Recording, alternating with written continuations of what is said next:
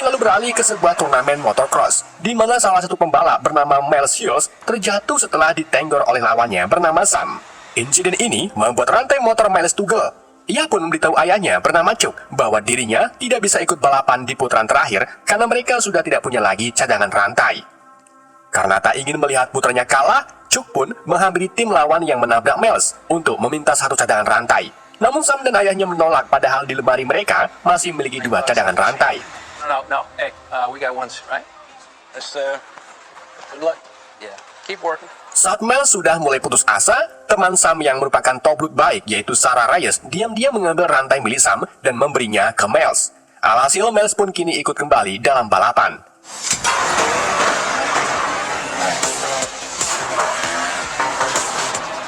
Dalam balapan itu, Miles mampu menyalip para lawannya dan berhasil memenangkan putaran terakhir. Singkat cerita, saat Miles dan Chuck sedang beres-beres, Sam menawarkan Miles untuk datang ke pestanya nanti malam. Awalnya Miles enggan karena mau lanjut kerja, tapi ayahnya menyuruh agar Miles datang dan bergaul dengan teman-teman lainnya. Jadi Miles pun menerima ajakan dari Sam. Sponsors means. Di tempat lain, tepatnya di perusahaan Crane, Andrik dan rekannya bernama Randall mendapati kalau robot ASL yang baru saja mereka buat mengamuk dan melarikan diri. Hal itu tentu saja membuat keduanya panik karena takut ASL akan menyakiti warga sipil. Maka dari itu, Andrik pun meminta Randall agar segera melakukan pencarian dengan menggunakan drone. Di malam harinya, Miles mendatangi pesta di rumah Sam yang diisi oleh para muda-mudi. Di sana, Miles diperkenalkan dengan teman-teman Sam. Namun di sini Miles sama sekali terlihat tidak senang dengan pestanya karena Sam suka membuat ulah.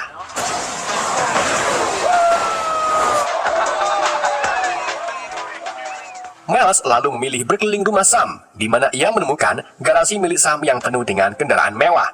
Dari situlah Miles bertemu dengan Sarah yang mulai bercerita kalau ia dan ibunya bernama Johanna sudah lama tinggal di rumah Sam. Hal ini karena ibu Sarah dari dulu bekerja untuk keluarga Sam. Bahkan keluarga Sam yang kaya juga membiayai nenek Sarah di panti asuhan. Setelah pulang dari pesta, Miles lalu menemui ayahnya di tempat kerjanya. Sebenarnya Chuck ingin kalau anaknya itu tak bercita-cita menjadi pembalap saja, melainkan juga menjadi pro player Mobile Legends seperti Kyrie, agar kedepannya hidup Miles lebih baik. Namun Miles berpikir kalau itu tak akan mungkin, karena ia buta map.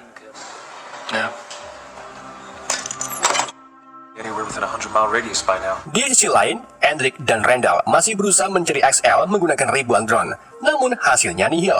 Tak lama kemudian, Kapten Alicia Weber dari militer AS menghubungi Andrik karena 2 hari lagi ASL akan melakukan uji coba.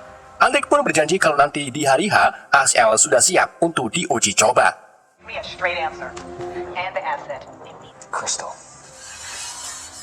Sedang di tempat lain, Sam dan teman-temannya mengajak Miles untuk pergi ke perbukitan.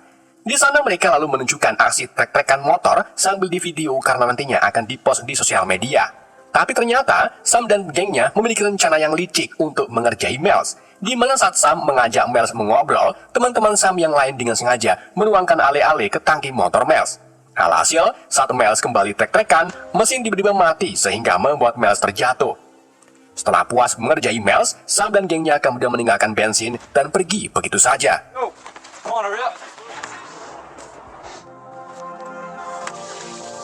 Setelah kejadian itu, Miles selalu bersiap untuk kembali ke rumah.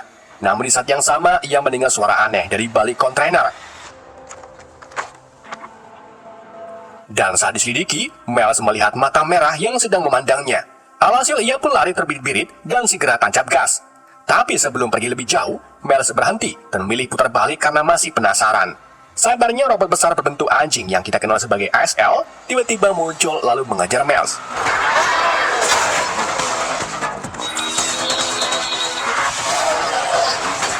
Keduanya pun terlibat aksi kejar-kejaran, tapi saat menuruni bukit, robot itu menyungsep dan tertusuk besi.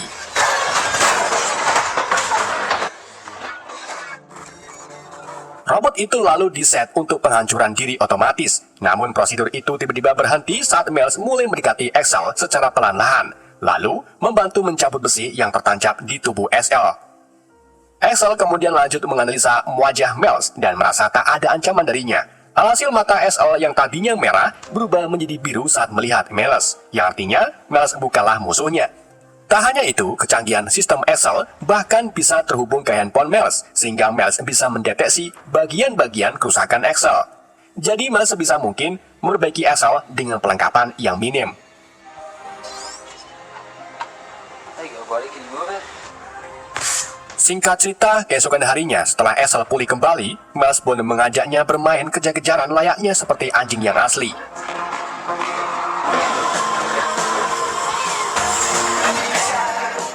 Sedang di sisi lain, Hendrik dan Randall menemukan SL melalui drone mereka. Tapi mereka juga terkejut saat melihat ada remaja di sekitar SL. Randall pun panik karena SL bisa melahap Miles kapan saja. Namun tidak bagi Hendrik. Ia malah sengaja membiarkan SL bersama Miles untuk perkembangan penelitiannya. 5 years. Yo! Sementara itu, Sarah menanyai keberadaan Miles ke Sam dan mengetahui perbuatannya terhadap Miles. Melalui GPS, Sarah pun pergi ke tempat Miles berada.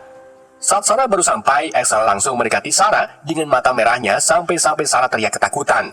Miles yang mendengar teriakan itu pun langsung lari dan menenangkan SL. Ia juga mengenalkan Sarah ke SL sehingga kini mereka berteman dan mata SL kembali biru saat melihat Sarah.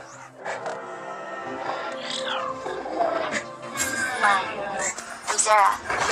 Di malam harinya, Sarah dan Miles mengobrol tentang kehidupan masing-masing. Sarah lalu menyarankan agar Miles mengembalikan SL ke pemiliknya, karena pasti sekarang pemiliknya sedang mencarinya. Namun, Miles menolak dan menunjukkan bekas tembakan peluru di tubuh XL.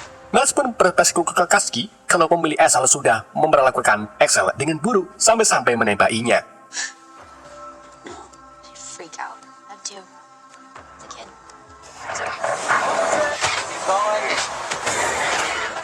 Keesokan harinya, Sarah dan Miles berencana pergi membeli bensin, tapi SL memaksa untuk ikut.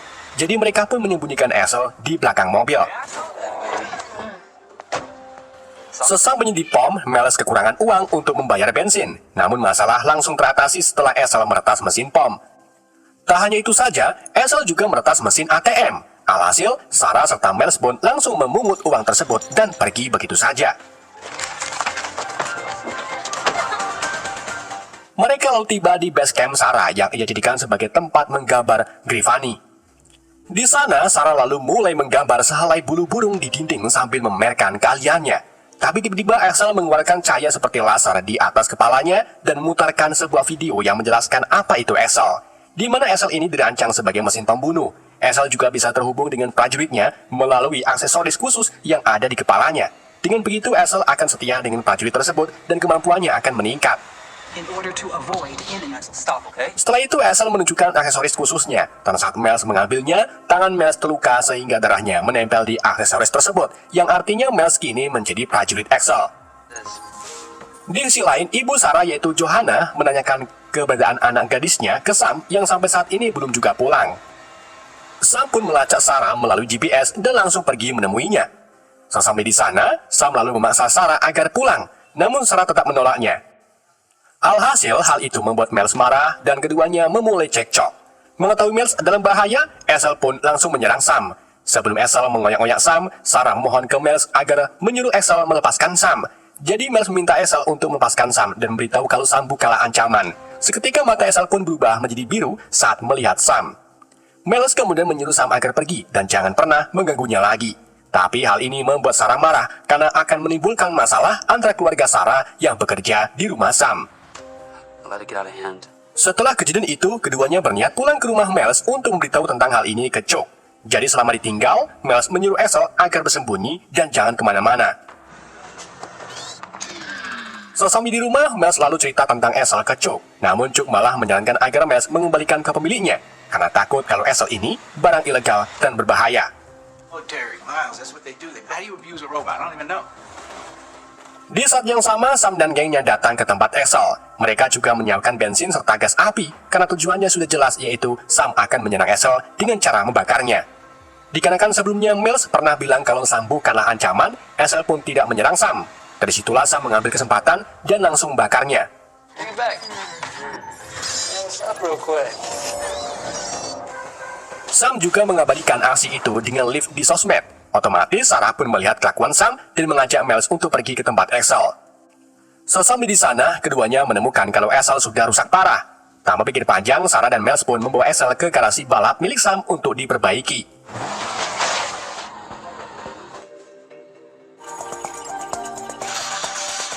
Di sisi lain, seorang pria dari pihak Crane mendatangi Chuck untuk menggeledah rumahnya karena mengira Miles menyembunyikan Esel di sana. Pria itu lalu menggeledah rumah Chuck, tapi untungnya Chuck berhasil mengambil alih keadaan dengan mengerahkan panahan dan kemudian mengikat si pria tersebut. Sedang di Crane, Hendrik dan Randall panik karena kekacauan ini. Alhasil Randall pun tak punya pilihan lain dan terpaksa melaporkannya ke Kapten Alice Webber. Sementara itu, Sarah serta Miles mencoba memperbaiki Esel dan kemudian merebot sistemnya. Now we wait. Bersama dengan itu, pihak Crane juga menggerebek garasi Sam. Tapi untungnya Miles dan Sarah menyadari keberadaan mereka dan langsung bersembunyi. Area's clear. Saat Esel berhasil selesai meribot, ia bangun dan langsung menyerang dua orang pihak Crane. Dua orang itu pun melakukan perlawanan dengan menambahi Esel. Alhasil Miles dan Sarah pun muncul dari persembunyiannya dan menyerang orang tersebut. Sedangkan Esel melihat kembali memori saat Sam menyerangnya dengan api dan langsung pergi menemuinya. Alhasil, Miles dan Sarah pun segera mengikuti Esel menggunakan motor.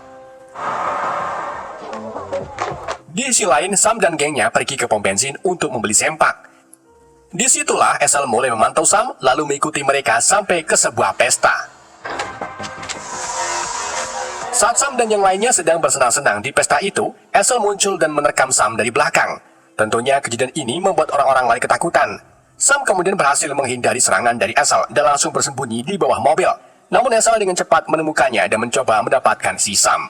Sampai akhirnya, Miles serta Sarah muncul untuk menghentikan Esel, tapi Esel menolak berhenti dan terus menargetkan Sam. Hingga akhirnya Sam meraih gas api lalu mengarahkannya ke Esel. Dan saat Esel mau menerkam Sam, Miles langsung menghadangnya dan menghentikan aksi Esel. Tak lama kemudian, tiba-tiba ratusan drone muncul dan melumpuhkan Esel dengan sengatan listrik. Gak cuma itu, beberapa orang dari Crane juga datang untuk membawa Esel, Miles, dan juga Sarah.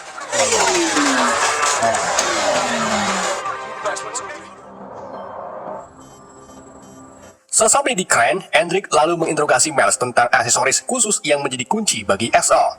Hendrik kemudian mengingatkan Miles untuk memberikan aksesoris khusus tersebut. Dengan begitu, ia akan melepaskan Miles dan Sarah. Namun Miles menolak menyerahkannya. Hendrik lalu membawa Sarah dan menunjukkan kalau Esel sedang dalam program manual, sehingga Esel tidak dapat mengenali Sarah dan akan menyerangnya. Karena tak ingin Esel kembali ke tangan Hendrik, Sarah pun mengambil laser dan kemudian menggambar selai bulu burung yang membuat Esel mengingatnya kembali dan menyampingkan program barunya. Alhasil Esel pun pulih dan berbalik menyerang Hendrik serta Randall. Saat Hendrik dan Randall mencoba untuk kabur, para militer dan juga Kapten Webber tiba untuk menangkap mereka berdua serta Esel. Sedang Miles memilih untuk membawa Esel pergi. Sarah lalu menemui para anggota militer untuk membuat pengalihan. Begitu mereka menurunkan senjatanya, Miles langsung menggunakan motor cross untuk membawa Esel pergi dari para militer. Pihak militer pun tak tinggal diam, mereka mengarahkan drone dan helikopter militer untuk mengejar Esel. Setelah pengejaran sudah cukup jauh, Miles dan Esel terjatuh saat menuruni bukit. Sampai akhirnya, tangan Miles patah. Dikarenakan sadar dirinya tak bisa membawa Esel pergi, Miles pun menyuruh Esel untuk pergi sendirian. Namun karena Miles adalah prajuritnya dan tidak mau jatuh ke tangan orang lain, Esel pun segera lari menjauh sambil mengaktifkan mode penghancuran otomatis untuk menghindari penangkapan dari pihak militer.